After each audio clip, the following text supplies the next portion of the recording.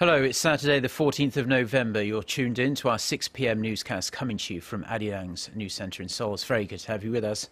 I'm Mark Broom.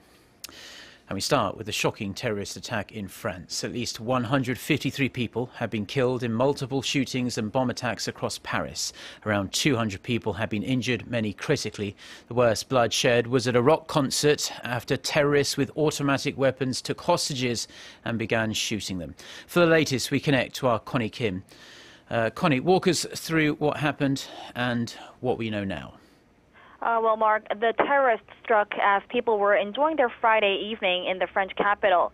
In what appears to be a coordinated attack, they struck in 6 separate locations across northern Paris.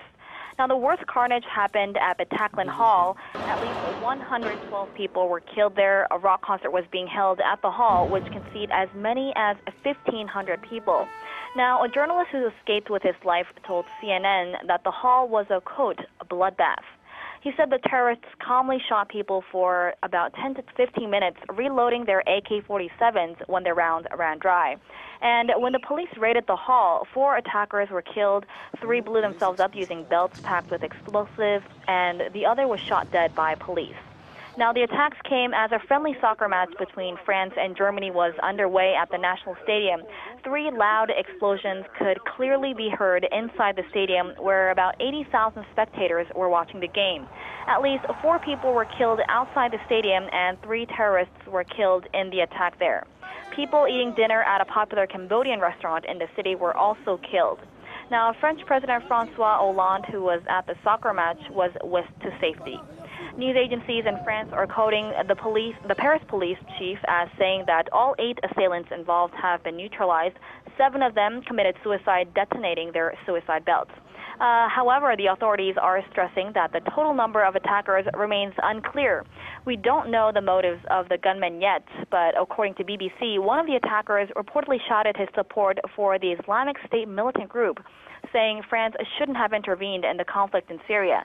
Now, remember, Paris is where Islamist gunmen murdered 18 people, attacking a satirical magazine, Charlie Hebdo, a Jewish supermarket, and a policewoman on patrol in early January. Yes, Connie, lots of people feeling a mixture of anger and sadness that such a horrific incident could happen in Paris again. The world has been united in its condemnation of the attack. French President François Hollande, he was quick to respond, speaking to the press as the attacks were unfolding. What was his message? Well, Mark, France remains on lockdown right now. Hollande has tightened border control and declared a state of emergency. It's hoped the move could stop other people responsible for the attack from fleeing the country. The French president called the attacks an abomination and a barbaric act. He also vowed to take the fight to the group.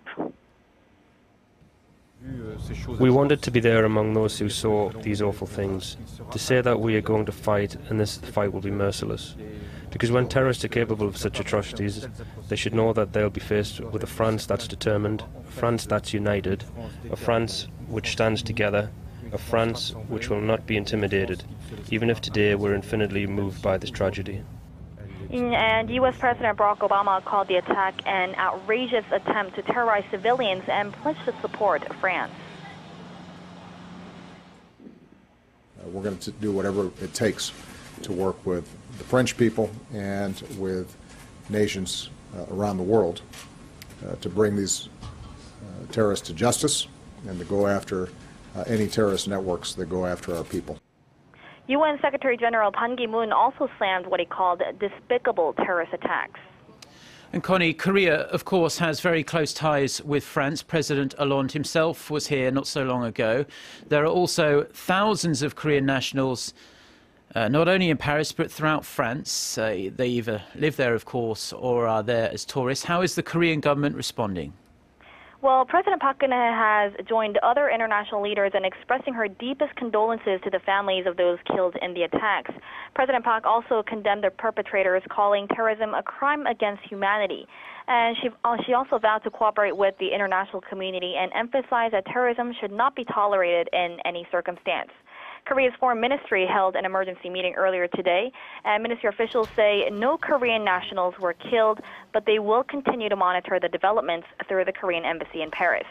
Officials operate the hotline with with France shortly after the attack, and employees at the South Korean embassy in France are now in emergency mode.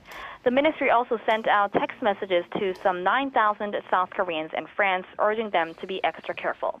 Well, this is all I have for now. I'll bring you more updates in our later newscast.